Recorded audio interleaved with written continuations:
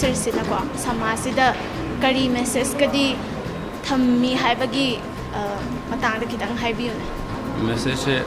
khoi ahanbadi akhoi community miyam je pulap nusinana amata oina himinaba chinaw lena kanaba misigi message se len khalle leina gi character se sadi yauzaraga di am nuai ni kaina khanjabado haidi mi henjan yadaba adagi mina wam hairakada haidi Kemta khandra khundokba leidana ing tapanupi kaisu khangjedabini na sel khara lawthoga sathoga pingam drakana na tokna se kaina hekta haraga nan thokpa ngamni khaliro nangi se aiba tuisna mu kitang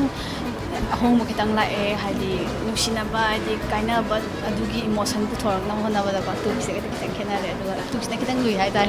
nangna dading ko adiam ning sijaraga aingonda haidri kaigin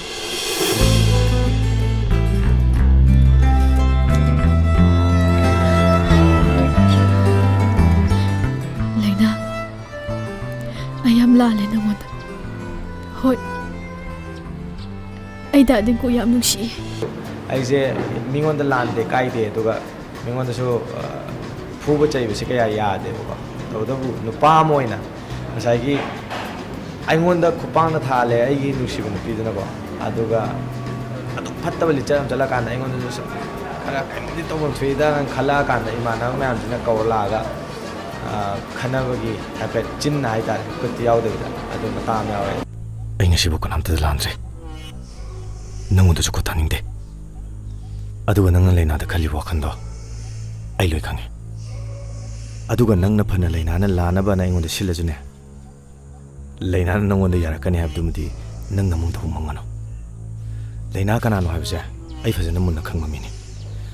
Nanga the Hawin Hido, Lena the Kishukanganate. Adudi dading ko idi kai de khangane ge idea si de tumin famale ga misunderstand nang chalo ra ai sau tingi chalo ko nang yam thuna baki si log ai cha cha gra ge situation nam do haidi direct ending do ani makaram ba do halino khangan de relation do ko do season 2 je kitang changna loisan ba jada asnuai te amu still season atopa mu le hani marup ani gi haidi marup best friend hai ba ji gi meaning do sida hazana ule hai ba